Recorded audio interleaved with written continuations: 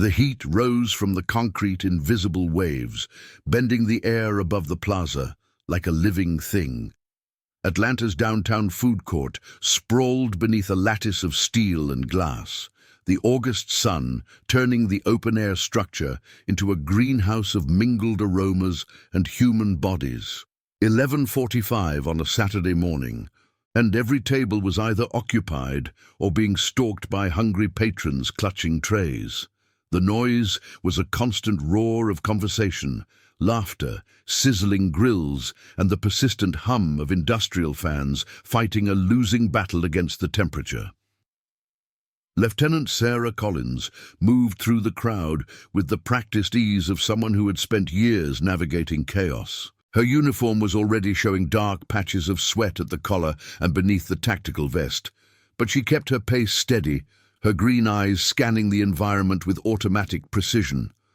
Beside her, K-9 Max padded along on silent paws, his black harness tight against his tawny coat. The Belgian Malinois ignored the cascade of food smells that would have sent a lesser dog into distracted circles. His attention was fixed forward, ears rotating like satellite dishes, processing the environment in ways his human partner could only approximate. They were here for visibility. The downtown food court had seen a spike in petty thefts over the past month, and the precinct captain had decided that a uniformed presence during peak hours might discourage opportunistic criminals. Sarah had accepted the assignment without complaint. After 3 consecutive nights of high-intensity operations, a simple patrol felt almost like a vacation. She paused near a cluster of tables where a group of office workers in loosened ties were demolishing plates of barbecue. One of them noticed Max and nudged his companion, both men straightening slightly in their chairs. Sarah gave them a professional nod and continued walking. The K-9 unit had that effect on people. Even the innocent felt compelled to check their consciences when a police dog passed by. The food court was arranged in a rough semicircle, with individual vendors occupying stalls along the curved perimeter. The center was dominated by communal seating, a forest of metal tables and chairs that seemed to multiply during lunch rush. Sarah recognized most of the establishments from previous patrols. The Korean barbecue place that always had a line, the pizza counter where the owner kept a bowl of water for Max, the smoothie stand run by a former college athlete who could recite nutritional information like poetry. And then there was the newer addition. Artisan Provisions had appeared about 3 months ago, taking over a spot that had previously housed a failing sandwich shop. The stall was sleek and modern, with brushed metal fixtures and a display case filled with small glass jars, sauces, oils, marinades, the kind of gourmet products that appealed to the young professionals who were slowly transforming this part of downtown. Sarah had never paid it much attention beyond noting its existence. Max stopped. The movement was so abrupt that Sarah nearly tripped over him. One moment the dog was walking at her heel, the next he was frozen in place, his entire body oriented toward Artisan Provisions like a compass needle finding north. His head dropped slightly, nostrils flaring in rapid succession. His tail, usually held in a relaxed curve during routine patrols, went rigid and horizontal. Sarah felt the familiar electricity run up her spine. She had worked with Max for 4 years, and she knew every variation of his body language. This was not casual interest. This was not even the alert he gave when detecting narcotics or explosives during official sweeps. This was something else, something that had triggered his training in a way she had never quite seen before. She waited. Rushing a K-9 during an alert was a rookie mistake that could compromise whatever the dog was detecting. Max inhaled deeply, his rib cage expanding, then released the breath in a controlled exhale. He took one step forward, then another, pulling slightly against his lead. His focus never wavered from the source vendor. The woman behind the counter had noticed them. She was perhaps 40, with artificially blonde hair pulled back in a ponytail and a smile that seemed permanently fixed to her face. She was talking to a customer, gesturing at the display case, but her eyes kept flicking toward the stationary police dog with something that might have been curiosity or might have been concern. Sarah made a decision. She touched her radio, keying the channel for dispatch without lifting it to her mouth. A single click to signal she was occupied, but not in distress. Then she walked toward Artisan Provisions, letting Max set the pace. The dog moved with deliberate caution, each step bringing him closer to whatever had captured his attention. The customer at the counter completed her purchase and walked away, clutching a small paper bag. The blonde woman turned her full attention to Sarah, her smile widening into something approaching enthusiasm. "Good morning, officer. Can I help you with something today? We have a special on our chipotle honey glaze if you are interested." Sarah did not return the smile. Max had stopped again, directly in front of the display case. His nose was inches from the glass, his breath fogging the surface in rhythmic pulses. He was not indicating on the sources in the traditional sense. He had not sat or laid down or given any of the trained signals that would hold up in court. But his behavior was so focused, so intense, that Sarah could not ignore it. "That is a beautiful dog. Is he a German Shepherd, Belgian Malinois?" Sarah kept her voice neutral. "I need to ask you a few questions about your products." The smile flickered just for a moment. "Of course. We are fully licensed and inspected. I have all the documentation in the back if you need to see it. That would be helpful." The woman hesitated, her eyes dropping to Max. He was still staring at the display case, his body vibrating with barely contained energy. Sarah could feel the tension radiating off him through the lead. Something was very wrong with those sources, and Max knew it even if she did not yet understand why. The woman reached for her phone. "Let me call my partner. He handles the paperwork." Before Sarah could respond, Max did something he had never done during a patrol. He barked. A single, sharp sound that cut through the ambient noise of the food court like a gunshot. Nearby conversations stopped. Heads turned. The woman behind the counter took an involuntary step backward, her phone clattering to the floor. Sarah's hand moved to her radio. "Dispatch, this is Unit 7. I need health inspection and a supervisor at the downtown food court, Artisan Provisions location. My K-9 is indicating on food products, possible contamination." The woman's smile was completely gone now. "Wait, you cannot just. There is nothing wrong with our products. We follow all the regulations. Ma'am, I need you to step away from the counter and not touch anything until inspectors arrive." The next 30 minutes were controlled chaos. A patrol supervisor arrived first, followed by 2 officers who helped establish a perimeter around the stall. Customers who had been eating at nearby tables were politely redirected, their half-finished meals suddenly objects of concern. The blonde woman, who identified herself as Patricia Dunmore, made 3 phone calls in rapid succession before a uniformed officer gently suggested she stop until someone could speak with her formally. Max remained in position throughout, his attention never wavering from the display case. Sarah had moved him back about 10 feet to give the arriving personnel room to work, but the dog refused to fully relax. Whatever he was detecting was still present, still triggering the complex chemical receptors in his nose. The health inspector arrived in a white sedan with the Atlanta Department of Public Health logo on the door. He was a slight man in his 50s with a clipboard and a plastic case that contained sampling equipment. Sarah met him at the edge of the perimeter. "Lieutenant Collins, my dog alerted on the products in that display case. I've never seen him respond this way to food before." The inspector, whose name tag read Howard Chen, studied Max with professional interest. "K-9s are trained for narcotics and explosives primarily. What made you call for health inspection?"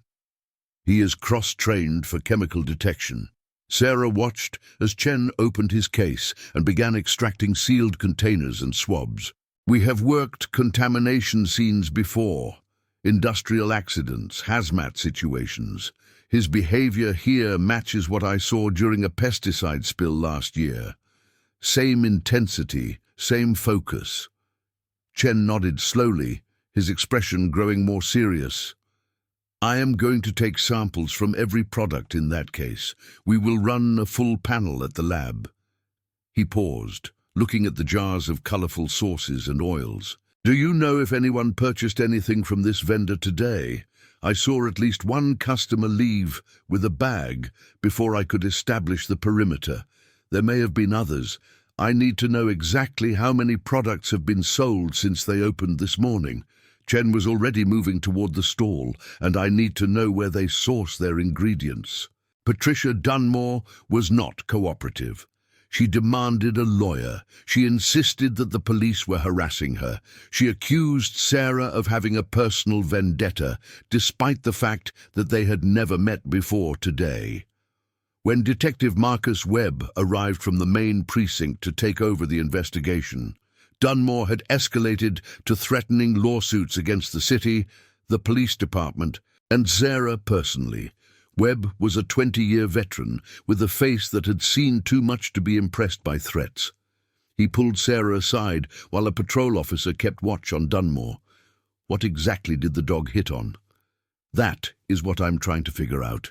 Sarah glanced at Max, who had finally been convinced to drink some water, but still kept one eye on the artisan provisions stall. He is trained for narcotics, explosives, and certain chemical compounds. He should not be alerting on food products unless something is seriously wrong with them. Chen is sending samples to the lab now. He wants a rush job, but even with priority, it will take at least a few hours. Webb rubbed his jaw, the stubble rasping against his palm. The vendor is not giving us anything. She lawyered up hard and fast. Too fast, if you ask me. She made 3 phone calls before we could stop her. Sarah remembered the frantic way Dunmore had punched the numbers. Someone else knows we are here. Webb's phone buzzed. He looked at the screen, and his expression shifted into something colder. Emory University Hospital just called the precinct. They have 4 patients in the emergency room with symptoms of acute poisoning. All of them ate lunch at this food court within the last 2 hours. The hospital was a 15-minute drive that Sarah made in 8. She left Max in the patrol vehicle with the windows cracked and the engine running to power the air conditioning. The dog had done his job magnificently, and now it was time for the human investigators to take over. The emergency room was organized chaos. Doctors and nurses moved between curtained bays with the practiced urgency of professionals who dealt with crisis on a daily basis. Sarah found the attending physician, a stern woman in her 40s, named Dr. Yolanda Pierce, reviewing a chart near the nurses' station. Lieutenant Collins, the doctor did not look up from the chart. Your precinct said you were coming. 4 patients, all presenting with similar symptoms. Nausea, vomiting, abdominal pain, elevated heart rate. Blood pressure is spiking in 2 of them. Any idea what caused it?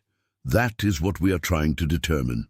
Pierce finally met Sarah's eyes. They all report eating at the downtown food court today.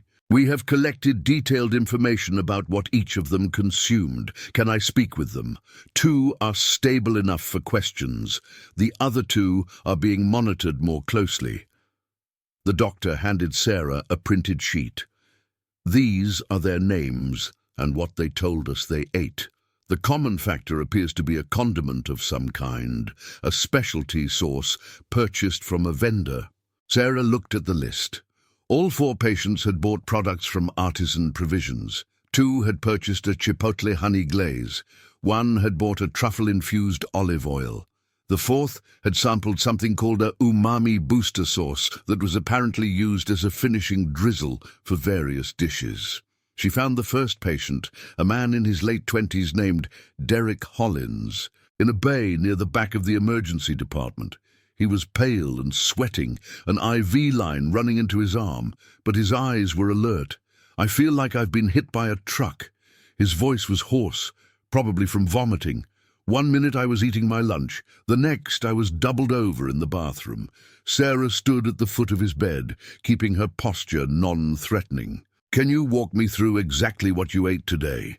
"I got Korean barbecue from the place in the food court. Bulgogi and rice. I have eaten there 100 times, never had a problem. But today I decided to try this new sauce I bought." He closed his eyes briefly as a wave of nausea passed through him. "The chipotle honey thing. I put it on the meat. Tasted fine at first, maybe a little metallic, but I figured that was just the chipotle." "How much did you use? Maybe a tablespoon?" He laughed weakly. "I usually drown everything in sauce. My girlfriend always says I cannot taste anything unless it is covered in something." "Did you notice anything unusual about the product? The smell, the consistency, anything?" Hollins thought about it. "The color seemed a little off, I guess. Darker than I expected. But I just assumed that was how it was supposed to look." Sarah thanked him and moved to the second patient, a woman named Brenda Sullivan, who worked as a paralegal at a law firm 2 blocks from the food court. Her symptoms were less severe, but she was clearly frightened. "I just wanted something nice for my lunch." Sullivan's hands were trembling. "The lady at the counter was so friendly. She gave me samples of everything. I bought 3 different products. Did you eat all 3? "No." Sullivan shook her head. "Just the truffle oil. I put it on some bread I got from another vendor. It tasted expensive, you know, rich. But within an hour I started feeling dizzy, and then the cramps started." Sarah recorded the details and left the hospital with a growing sense of urgency. 4 victims in 2 hours, all connected to the same vendor. If this was accidental contamination, it was serious. If it was deliberate, it was potentially catastrophic. She called Webb on her way back to the food court. "We have 4 confirmed cases, all tied to artisan provisions. Whatever is in those products is making people sick fast. Chen just called me." Webb's voice was grim. "The preliminary tests came back. He found traces of ethylene glycol in 2 of the samples." Sarah nearly missed a red light. "Antifreeze. That is the most common source, yes. Ethylene glycol has a sweet taste. In small amounts, people might not notice anything wrong, but it is toxic as hell. Kidney failure, neurological damage, death if the dose is high enough. How did antifreeze get into gourmet sauce? That is the question, is it not?" Webb paused. "I have got a team tearing apart the food court right now. Every product from that vendor is being confiscated. We are also trying to track down anyone who bought something from them in the last week. This is not an accident." "No," Webb agreed. "This is deliberate." Sarah returned to find the food court transformed into a crime scene. Yellow tape marked off a wide area around artisan provisions. Officers were interviewing everyone who had been present during the morning hours. Howard Chen had commandeered a table near the perimeter and was surrounded by sample containers and paperwork. Max greeted her with a soft whine and a wagging tail when she opened the patrol vehicle door. She spent a minute scratching behind his ears, a ritual that helped both of them decompress after stressful situations. "You did good, buddy." She let him lick her hand. "You might have saved lives today." Detective Webb found her a few minutes later. He had a tablet in his hand and a look of suppressed anger on his face. "The vendor, Patricia Dunmore. She is not the owner. She is an employee. The actual owner is a man named Victor Stahl. He has an address in Buckhead, but according to his neighbors, nobody has seen him in 3 days. He disappeared right before people started getting sick." Webb nodded. "Convenient timing. We have put out a bolo on his vehicle and flagged his credit cards, but if he is smart, he is already out of the state. What about Dunmore? Is she talking yet? Her lawyer is with her now. We cannot charge her with anything until we prove she knew about the contamination. She is claiming complete ignorance, says she just worked the counter and followed Stahl's instructions for everything." Sarah considered this. Someone contaminated those products deliberately. Ethylene glycol does not just appear in food. It has to be added. Agreed. The question is why? Webb tapped his tablet screen, pulling up a document. Stahl has a business background. Several failed ventures over the past decade. Restaurants, catering services, a food truck company that went bankrupt. Artisan Provisions was his latest attempt. Any financial troubles? Mountains of debt. He has been sued twice for unpaid suppliers. His credit is destroyed. Yet somehow he managed to get this stall up and running 3 months ago. Where did the money come from? That is what we need to find out. The investigation expanded rapidly over the next several hours. Sarah remained at the food court, coordinating with patrol officers and helping to manage the scene, but her mind was working through the evidence like a dog tracking a scent. 4 victims so far, but the number would likely grow as word spread and people realized their symptoms might be connected to what they had eaten. The health department issued an alert through local media channels, urging anyone who had purchased products from Artisan Provisions to seek medical attention immediately. Within 2 hours, another 7 people showed up at various Atlanta hospitals with symptoms consistent with ethylene glycol poisoning. Most had consumed products in smaller amounts and were experiencing milder effects, but 2 new patients were admitted in serious condition. By evening, the case had attracted the attention of the FBI. Food contamination with intent to harm fell under federal jurisdiction, and a team from the Atlanta field office arrived to take over portions of the investigation. Sarah briefed them on her initial encounter with the vendor and Max's alert, watching as agents in dark suits photographed every inch of the crime scene. Special Agent Dana Whitmore was assigned as the federal lead. She was a compact woman with sharp features and an economy of movement that suggested military training. She found Sarah near the patrol vehicle where Max was finally getting some rest. "Lieutenant Collins, your K-9 initiated this entire response. That is impressive. He's a good dog." Sarah kept her voice neutral. "He knew something was wrong before any of us did." Whitmore studied Max through the vehicle window. Belgian Malinois, trained for what specifically? Narcotics, explosives, and chemical detection. He did 3 years with a military unit before coming to the Atlanta PD, chemical detection. Whitmore nodded slowly. "That explains it. Ethylene glycol is a chemical compound. If he has been trained to recognize certain toxic substances, he might have picked up on it, even in small concentrations. He has never alerted on food before, because food does not normally contain antifreeze." Whitmore's expression hardened. This was calculated. Whoever did this knew that ethylene glycol is sweet. They knew it would blend into sauces and glazes without being detected by taste. They were trying to hurt people, kill people, maybe, or maybe just make them sick. We need to find Victor Stahl and understand his motivation. The search for Stahl intensified through the night. His apartment in Buckhead was secured and searched, revealing a sparse living space with few personal effects. His computer was taken for analysis. His phone records were subpoenaed. But the man himself remained elusive. Sarah went off duty at midnight but could not sleep. She lay in her apartment with Max curled at the foot of her bed, staring at the ceiling and running through the case in her mind. Something about it did not fit.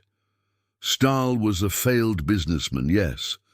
Desperate for money, probably. But poisoning random customers did not make financial sense. It would destroy his business, not save it, unless he was not trying to save his business at all. She sat up suddenly, startling Max.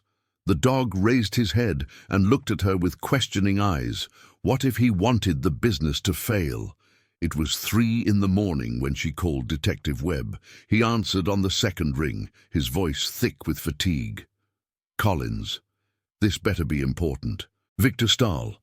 She was already pulling on clothes while she talked. What if he was not trying to build a successful company? What if the point was always destruction? "You are going to have to explain that. He had mountains of debt, failed businesses, no creditworthiness. Yet somehow he got funding to open artisan provisions. What if that funding came with strings attached? What if the whole point was to create a food contamination incident? Webb was silent for a long moment. You are talking about corporate sabotage or extortion. Think about it. If a major food contamination event happens at the downtown food court, who benefits? Competitors. Webb's voice was sharper now, the fatigue gone. Or more specifically, whoever owns the property and wants to redevelop it. Sarah was already heading for the door. Max jumped off the bed and followed her, sensing that the night was not over yet. The downtown food court occupied a valuable piece of real estate in Atlanta's urban core. The property had been developed in the 1980s as part of a wave of urban renewal projects, and for decades it had served as a gathering place for workers and tourists alike. But real estate values had changed dramatically since then. The land beneath those metal tables and eclectic food stalls was now worth tens of millions of dollars. Sarah drove through empty streets while Webb pulled records from the municipal database. The property was owned by a company called Peachtree Urban Holdings, a real estate investment firm based in Atlanta. They had owned the food court for 15 years and had operated it at a modest profit throughout that time. But there was a wrinkle. Peachtree Urban Holdings was in negotiations to sell the property. Webb read from his tablet while Sarah navigated toward the address of the company's offices. A development group called Meridian Partners made an offer 8 months ago. Mixed-use tower, residential units on top, retail on the bottom. The food court would be demolished. How much? $47 million. Sarah whistled. And the sale fell through. Not exactly. Webb scrolled through documents. The negotiations stalled because of tenant resistance. The food court vendors have long-term leases. Some of them have been there for 20 years. They organized and hired lawyers to fight any potential sale that would displace them. So the vendors were blocking a $47 million deal. Until now. Webb's voice was grim. A major food contamination event would give Peachtree Urban Holdings grounds to terminate leases. Health code violations, liability concerns. They could clear out the vendors and proceed with the sale. And Victor Stahl was the instrument. The Peachtree Urban Holdings office was dark when they arrived, but Webb had already obtained an emergency warrant. They were joined by Agent Whitmore and 2 FBI technicians who would examine any computers and documents found on the premises. The building was a modest 3-story structure in an office park north of the city center. Sarah positioned Max near the entrance, while the others made their way inside. The dog was alert but calm, his training keeping him steady despite the late hour and unusual circumstances. It took less than an hour to find what they were looking for. Collins. Whitmore's voice came through the radio. "You need to see this." Sarah left Max with a patrol officer and entered the building. She found the FBI agent in a corner office on the 2nd floor, standing before a desk covered in documents. "Victor Stahl is on the payroll." Whitmore held up a printed spreadsheet. "He has been receiving payments from Peachtree Urban Holdings for the past 6 months. They are listed as consulting fees, but there is no documentation of any consulting work." Sarah looked at the desk. Behind it, on the wall, was a large architectural rendering of a sleek glass tower. The location was unmistakable. It was designed to occupy the exact footprint of the downtown food court. Who runs this company? A man named Frederick Okonkwo. Whitmore consulted her notes. Nigerian immigrant, came to the US in the 90s, built a real estate empire through shrewd investments. By all accounts, he is ruthless but legitimate, until now. Where is he? That is the interesting part. Whitmore smiled without warmth. He is currently at a charity gala downtown, black tie event at the Marriott. About 400 of Atlanta's most prominent citizens in attendance. Then let us go crash a party. The Marriott ballroom was awash in crystal chandeliers and champagne. Men in tuxedos and women in evening gowns circulated among tables laden with hors d'oeuvres, their laughter and conversation creating a wall of polished noise. Sarah felt distinctly out of place in her patrol uniform, but she was not here to blend in. Frederick Okonkwo was easy to spot. He was a tall man in his 60s, with silver hair and an easy smile, holding court near the center of the room, surrounded by admirers. He looked up as Sarah and Whitmore approached, his expression shifting almost imperceptibly from pleasure to wariness. Officers. His voice was cultured, with just a hint of an accent that spoke of his origins. "Is there a problem, Mr. Okonkwo?" Whitmore stepped forward, her FBI badge visible. "We need to speak with you about Peachtree Urban Holdings and its relationship with Victor Stahl." The name produced no visible reaction, but Sarah was watching his hands.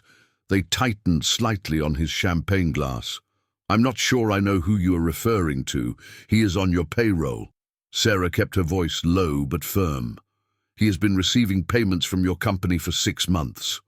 And today, 4 people were hospitalized after consuming products from a food stall he operates, products that were deliberately contaminated with antifreeze." Around them, the conversation continued, the other guests oblivious to the drama unfolding in their midst. Okonkwo's smile never wavered, but something cold entered his eyes. "I think you should speak with my lawyers. We can do that." Whitmore produced a folded document from her jacket. "But first, I am serving you with a warrant for your arrest on suspicion of conspiracy to commit assault with a deadly substance. You can come with us quietly, or we can make this much more public than either of us would prefer." For a long moment, Sarah thought he would resist. She could see the calculation in his eyes, the weighing of options. Then his shoulders dropped almost imperceptibly, and he handed his champagne glass to a passing waiter. "This is a mistake." His voice was still calm. "I have done nothing wrong. Then you have nothing to worry about."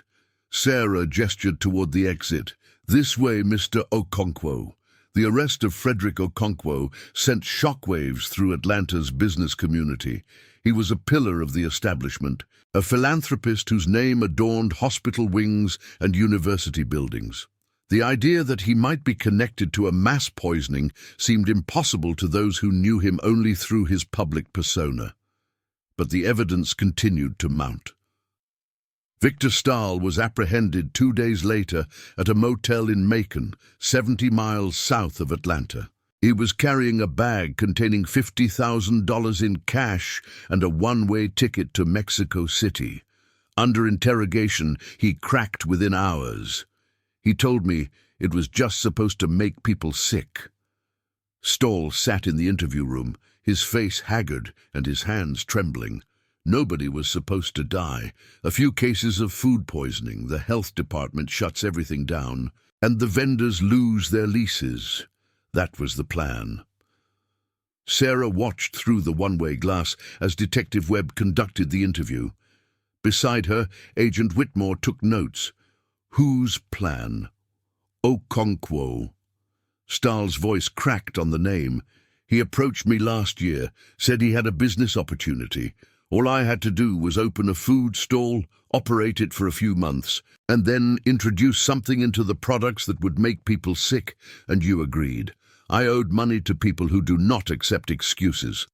Stahl wiped his face with shaking hands. Okonkwo paid off my debts and gave me $50,000 on top.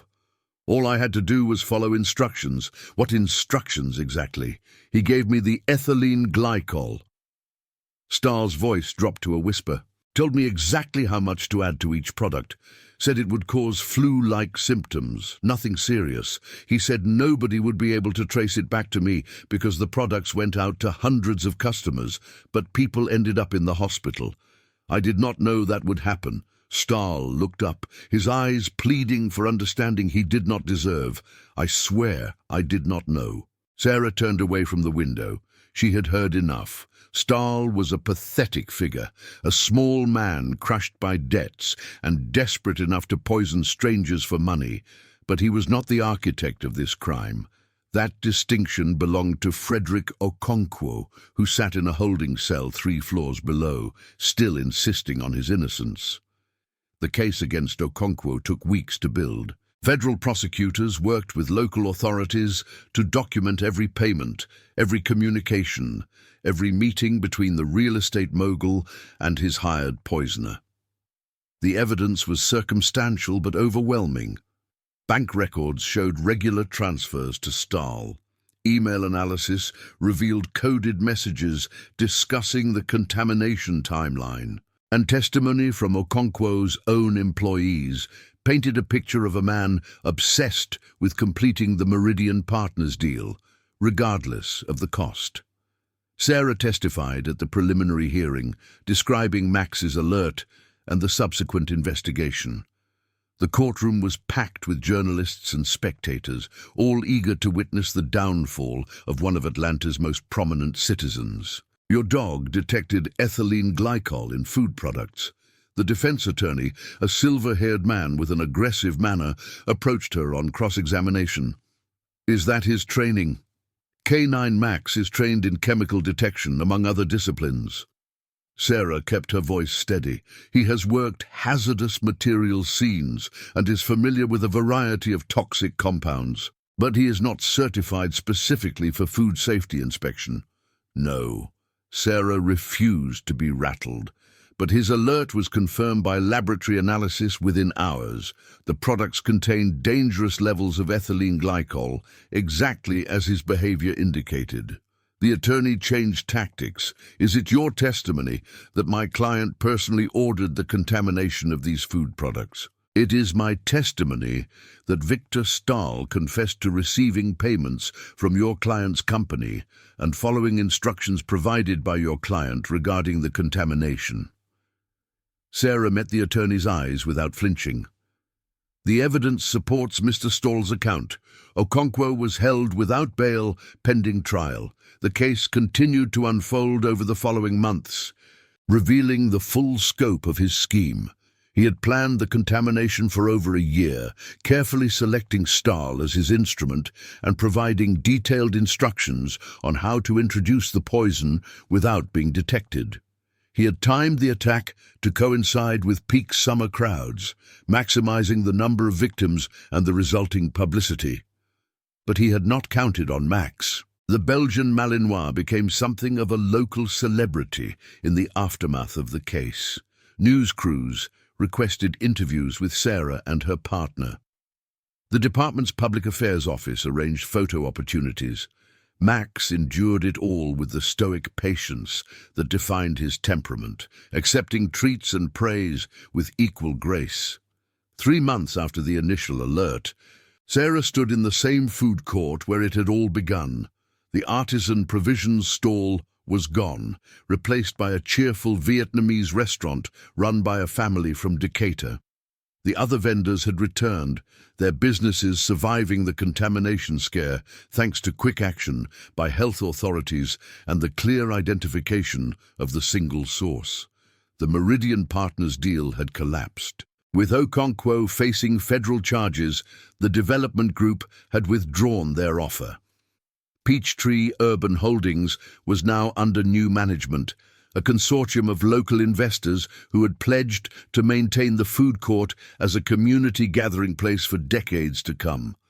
Max walked beside her through the crowd, drawing smiles and occasional requests to pet him. Sarah allowed the interactions when appropriate, knowing that positive community engagement was part of their job. But she also kept moving, scanning the environment, watching for anything that might require their attention. A voice called out from one of the stalls, "Lieutenant Collins." She turned to see Howard Chen, the health inspector who had first responded to her call. He was eating lunch at a small table, a bowl of pho steaming in front of him. "Mr. Chen." Sarah allowed herself a small smile. "Enjoying the food court?" "I am." He gestured at the chair across from him. "Best Vietnamese in the city, and I can vouch for the safety of every ingredient." Sarah declined the invitation to sit, but she lingered for a moment. "How are the victims doing?" Chen's expression sobered. "Most have fully recovered. 2 are still dealing with kidney complications, but their prognosis is good. It could have been much worse." Sarah looked down at Max, who was watching a pigeon that had landed nearby with predatory interest. It would have been worse if not for him. Chen nodded. "I have been doing this job for 23 years. I've never seen a K-9 detect food contamination before it caused widespread illness. That dog saved lives." Sarah scratched behind Max's ears, and the dog leaned into her touch, his attention finally breaking from the pigeon. "He is the best partner I have ever had." They continued their patrol, moving through the food court and into the surrounding streets. The August heat had given way to the milder temperatures of autumn, and the city felt renewed somehow, cleaner. The Okonkwo case had exposed corruption at the highest levels of Atlanta's business community, leading to investigations of several other real estate firms suspected of similar practices. The downtown food court had become a symbol of community resilience, a place where ordinary people had refused to be displaced by wealthy interests. But Sarah knew that the work was never truly finished. There would always be another case, another threat, another moment when her instincts and Max's senses would be tested. She was ready for whatever came next. Her radio crackled with a routine call from dispatch, and she responded automatically, already moving toward the next task. Max matched her pace without prompting, his ears alert and his body ready for action. The streets of Atlanta stretched before them, full of shadows and secrets waiting to be uncovered, and together they would face whatever lay ahead. The trial of Frederick Okonkwo began in January, 7 months after the food court poisoning. The federal courthouse in downtown Atlanta was surrounded by news vans and protesters, the case having become a flashpoint for debates about corporate accountability and white-collar crime. Inside the courtroom, prosecutors laid out their case with methodical precision, calling witnesses who testified to Okonkwo's obsession with completing the Meridian Partners deal. Victor Stahl was the star witness for the prosecution. He appeared in a prison jumpsuit, his face gaunt from months of incarceration and the weight of his guilt. Under direct examination, he described his recruitment by Okonkwo in devastating detail. "He told me it was a victimless crime." Stahl's voice was barely above a whisper. He said people would get a little sick. Nothing serious. "He showed me studies about ethylene glycol poisoning, said the amounts I would use were too small to cause permanent harm. And you believed him." The prosecutor stood near the witness box, her expression neutral. "I wanted to believe him." Stahl looked at his hands. "I was desperate. The people I owed money to, they were not patient. Okonkwo offered me a way out. I took it without asking enough questions. Did Mr. Okonkwo ever express any concern about the potential victims of this scheme?" "No." Stahl shook his head. "He called them collateral damage. Said they would recover and probably not even connect their symptoms to the food. He said the health department would blame it on general contamination and shut down the whole food court." Sarah attended every day of the trial, sometimes in uniform and sometimes in civilian clothes. She was called to testify twice, once about her initial discovery and once about the subsequent investigation. Each time, she kept her answers precise and factual, letting the evidence speak for itself.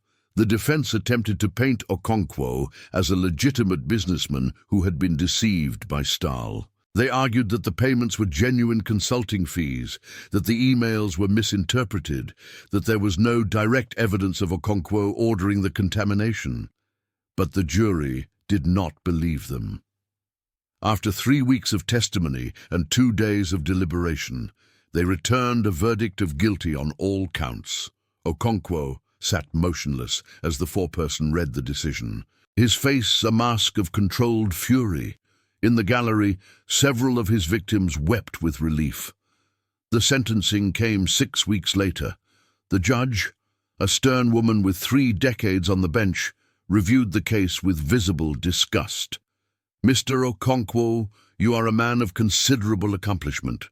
You built businesses, employed hundreds of people, and contributed to this community in meaningful ways. But you also made a calculated decision to poison innocent citizens in pursuit of financial gain. You endangered lives, you caused lasting harm, and you did so with full knowledge of the potential consequences." She paused, looking down at her notes.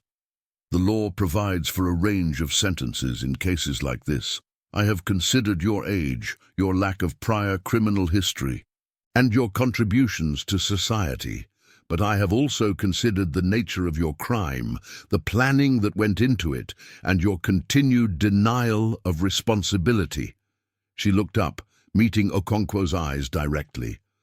"I hereby sentence you to 25 years in federal prison, to be followed by 5 years of supervised release. You will pay restitution to each of your victims in amounts to be determined by this court, and you will never again hold a position of corporate authority." Okonkwo was led away in handcuffs, his empire crumbling behind him. Peachtree Urban Holdings was dissolved, its assets seized to pay the mounting legal judgments. The Meridian Partners Development Group quietly withdrew from Atlanta real estate, their reputation tarnished by association. Sarah left the courthouse with Max at her side, pushing through the crowd of reporters who shouted questions about the verdict. She did not stop to comment. The case was over, justice had been served, and there was more work waiting. But as she reached her patrol vehicle, she allowed herself a moment of satisfaction. The food court was safe, the victims were recovering, and a powerful man who thought himself above the law was facing the consequences of his actions. Max jumped into the back of the vehicle and settled into his familiar position. Sarah climbed into the driver's seat, started the engine, and pulled away from the courthouse. The radio chattered with routine calls and updates, the constant soundtrack of police work. She drove south toward the downtown precinct, where a stack of paperwork awaited her attention. The case had consumed months of her life, and there were administrative loose ends that needed tying. But even as she focused on the mundane tasks ahead, her mind was already moving forward, preparing for whatever would come next. Atlanta sprawled around her, a city of 5 million souls going about their daily lives. Most of them would never know how close they had come to a much larger tragedy. They would eat at the food court, shop at the downtown stores, walk the same streets where Sarah and Max patrolled, and they would be safe because people like her were watching. It was not a glamorous job. It was not always rewarding. But it was necessary, and Sarah had never wanted to do anything else. She parked at the precinct and clipped Max's lead to his harness. Together, they walked through the front doors and into the controlled chaos of a working police station. Officers nodded in greeting. Detectives looked up from their desks. The desk sergeant, a grizzled veteran named Patterson, raised a hand in acknowledgement. "Collins, you see the verdict? 25 years. Sarah allowed herself a thin smile. "He will die in prison." Patterson shook his head slowly. Rich man like that. He probably thought he was untouchable. Max settled at Sarah's feet as she sat at her desk and pulled up the first of many reports requiring her signature. The dog watched her for a moment, then lowered his head to his paws and closed his eyes. He was tired, but he was also at peace. They had done their job, and now it was time to rest. But rest never lasted long in this line of work. Sarah was barely through the second report when her radio crackled with a new call. Possible drug activity at a warehouse on the south side. K-9 unit requested. She looked at Max. The dog's eyes opened immediately, his body tensing with anticipation. He knew the sound of a call to action, even in his sleep. "Ready to go, buddy." Max stood, his tail wagging, and followed her out of the precinct and back into the streets. The city needed them, and they would answer the call. 6 months after the Okonkwo trial, Sarah received an invitation that surprised her. The Atlanta Downtown Business Association was hosting a ceremony to honor the first responders who had acted during the food court crisis. Sarah was to receive a commendation, and Max was to be recognized as a service animal of distinction. She almost declined. Public ceremonies were not her preference, and she suspected Max would rather be chasing tennis balls than standing on a stage. But the chief of police made it clear that attendance was expected, and so she found herself on a Saturday afternoon in a hotel ballroom surrounded by politicians and business leaders who wanted to shake her hand. The ceremony was mercifully brief. The mayor gave a speech about community resilience. The police chief praised the coordination between local and federal agencies. And then Sarah was called to the stage to accept her commendation. Lieutenant Sarah Collins represents the best of the Atlanta Police Department. The mayor handed her a framed certificate.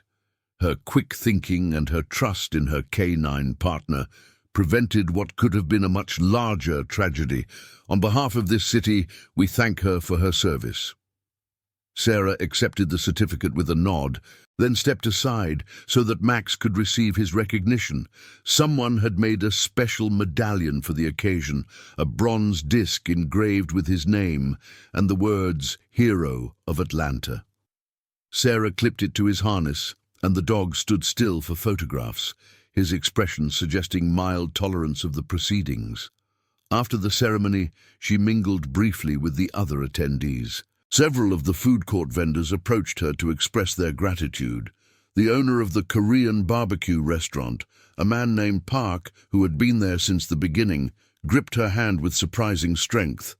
"You saved our businesses." His eyes were bright with emotion. "That man wanted to destroy everything we built, but you stopped him." Sarah shook her head. "Max stopped him. I just followed his lead." Park looked at the dog with something approaching reverence. "Then he is a good dog, the best." She left the ceremony as soon as politeness allowed, retreating to her apartment with Max and a bottle of wine she'd been saving for a special occasion. The evening stretched before her, empty of obligations, and she found herself on the small balcony that overlooked a quiet street. Max lay at her feet, his medallion catching the fading light. Sarah sipped her wine and thought about the case that had defined the past year of her life. So many things could have gone differently if she had not been assigned to that patrol, if Max had not alerted on the sources, if the health inspector had been slower to respond. Each variable could have led to a different outcome, more victims, more suffering. But they had been in the right place at the right time, and they had done their jobs. That was all anyone could ask. Her phone buzzed with a text from Detective Webb. "Congratulations on the award. You deserved it." She typed a reply. "Max deserved it. I just held the leash." Webb responded with a laughing emoji, then a more serious message. "New case coming in. Suspicious death in Buckhead. Victim was a food industry executive, might be connected to the Okonkwo network." Sarah set down her wine glass. "What do you need? Can you and Max meet me at the scene tomorrow morning?"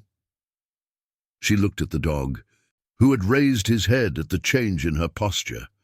He could read her moods better than most humans could, and he knew that work was calling. "We will be there at 7. She ended the conversation and returned her attention to the evening. The new case could wait until tomorrow. Right now she had a quiet moment with her partner, and she intended to enjoy it. Max shifted closer to her chair, and she reached down to stroke his head. His eyes closed contentedly, his breathing slow and steady. Whatever came next, they would face it together. The Atlanta skyline glittered in the distance, a forest of lights against the darkening sky. Somewhere out there, crimes were being committed, victims were crying for help, and justice was waiting to be served. Sarah would answer those calls when they came, but for now she was at peace. She finished her wine and went inside, Max following close behind. The apartment was small but comfortable, filled with the modest possessions of someone who spent most of her time working. A few photographs on the walls, a bookshelf heavy with police procedural novels and K-9 training manuals. A worn couch, where she and Max often fell asleep watching old movies. It was not much, but it was home. And tomorrow, she would leave it behind to pursue another case, another criminal, another chance to make the city a little bit safer. That was the life she had chosen, and she would not trade it for anything. Max settled into his bed near the couch, and Sarah lay down beside him on the floor. It was a habit they had developed early in their partnership, a way of staying close during the rare hours when neither of them was on duty. The dog's warmth was comforting, and his presence grounded her in a way that nothing else could. Sleep came slowly, as it often did after high-stress periods. Her mind replayed fragments of the case, moments of tension and resolution, faces of victims and perpetrators, but gradually the thoughts faded, replaced by the simple awareness of breathing and heartbeat, hers and Max's intertwined. When morning came, they would face whatever waited for them. But for now, they rested. The Buckhead scene was exactly what Sarah had expected. A mansion in one of Atlanta's wealthiest neighborhoods, surrounded by manicured lawns and high hedges that provided privacy from curious neighbors. Patrol cars and unmarked vehicles lined the circular driveway. Yellow crime scene tape marked the perimeter. Detective Webb met her at the gate, his face showing the strain of an early morning call. "Thanks for coming so fast." He walked with her toward the house. The victim is Martin Blackwood, CEO of Southern Food Distribution, one of the largest food supply companies in the Southeast. Sarah felt a chill that had nothing to do with the morning temperature. Food industry executive. "You think this is connected to Okonkwo? That is what we need to find out." Webb pushed open the front door. Blackwood was found in his study by his wife. Single gunshot wound to the head. The medical examiner thinks he died sometime between midnight and 3 in the morning. Any witnesses? The wife claims she was asleep. Blackwood had a habit of working late in his study. She did not know anything was wrong until she came downstairs for coffee and found him. Sarah let Max lead the way through the opulent foyer and into a wood-paneled study that smelled of old books and fresh blood. The body had been removed, but the scene was still being processed by forensic technicians. A large desk dominated one wall, and behind it, a leather chair showed the unmistakable stains of violent death. Max circled the room slowly, his nose working. He paused near a side table where several bottles of alcohol stood in neat rows, then moved on to examine the windows and the fireplace. His behavior was investigative rather than alerting, suggesting that whatever scents he was detecting were interesting but not immediately significant. What do we know about Blackwood? Sarah watched her dog work, trusting his instincts to guide the investigation. Webb consulted his notes. 63 years old, founded Southern Food Distribution in the 90s, built it into a regional powerhouse. His company supplies ingredients to restaurants and food manufacturers across 7 states, including the downtown food court. Webb nodded, including the downtown food court. Blackwood was actually one of the suppliers who testified against Okonkwo at the trial. He said Okonkwo had approached him about the scheme, but he refused to participate. So he had enemies in that camp, potentially. But there is more. Webb lowered his voice.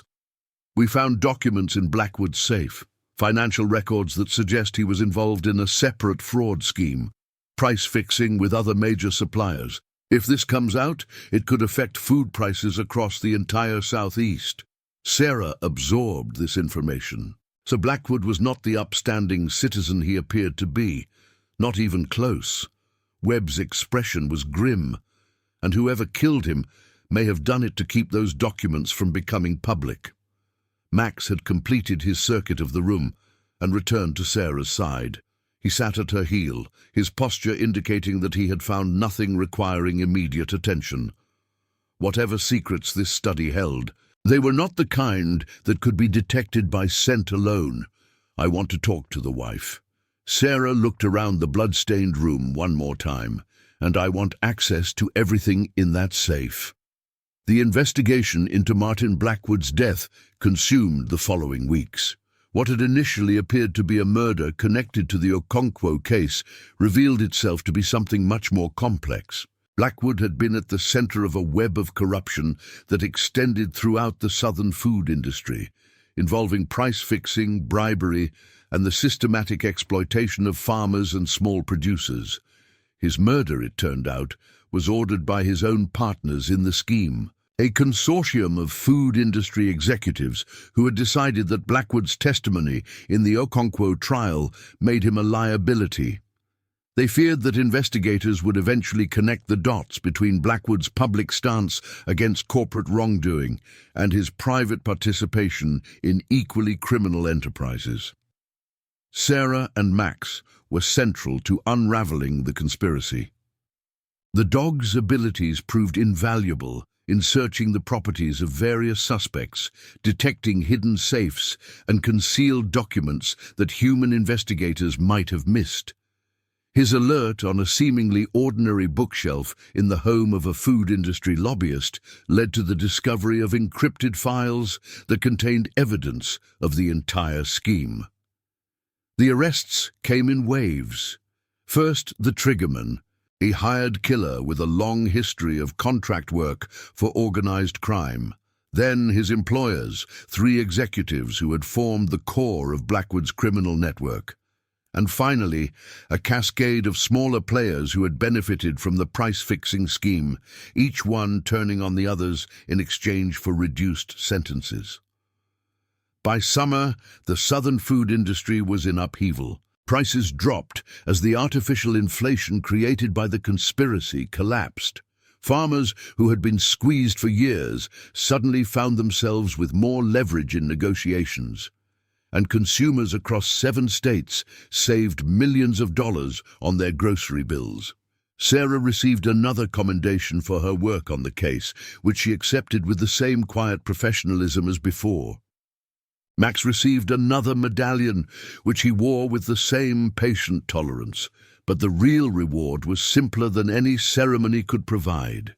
It was the knowledge that they had made a difference, that their work had protected people from those who would exploit them, that the streets of Atlanta were a little bit safer because they were watching. And so they continued, patrol after patrol, case after case, year after year. Sarah aged into her 40s and then her 50s, her hair going grey at the temples, her body accumulating the aches and scars of a lifetime in uniform. Max aged too, his muzzle whitening, his joints stiffening, his legendary energy slowly diminishing. But they never stopped working. Even in his final years, Max could still detect what human senses could not perceive, and Sarah could still read his body language with the precision of long partnership, understanding what he was telling her without the need for words. When Max finally retired at the age of 12, the department held a ceremony in his honor. Officers from across the city came to pay their respects to a dog who had served with distinction for nearly a decade. Sarah stood beside him throughout, her hand resting on his graying head, her eyes bright with unshed tears. "He is the best partner I ever had." Her voice was steady despite her emotions. "Everything I know about police work, I learned from following his lead." Max lived for 2 more years after his retirement, spending his days in Sarah's apartment, sleeping in patches of sunlight, and greeting her at the door whenever she came home from work. When he passed peacefully in his sleep one autumn morning, Sarah took the day off for the first time in her career and sat with his body until the veterinarian came to take him away. She never worked with another K-9. Other dogs came and went in the department, talented animals with skilled handlers, but none of them could replace what she had lost. Instead, she transferred to detective work, applying the investigative instincts that Max had helped her develop to cases that did not require a K-9 partner.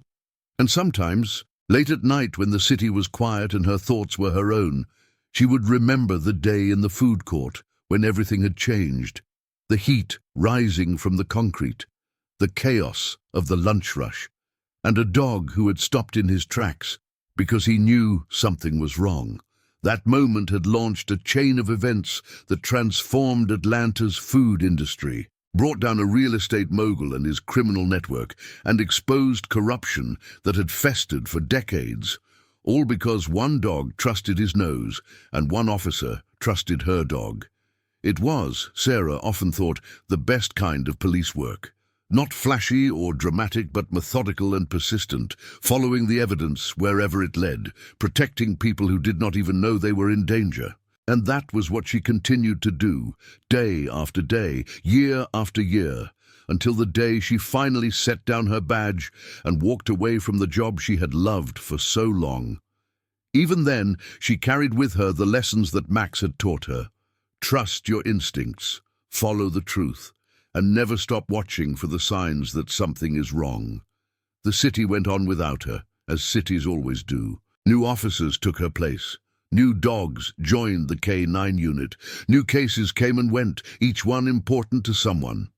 And somewhere in the archives of the Atlanta Police Department, there was a file about a food court and a sauce vendor and a Belgian Malinois who had saved lives by doing nothing more than stopping in his tracks. It was enough. It was more than enough. It was everything.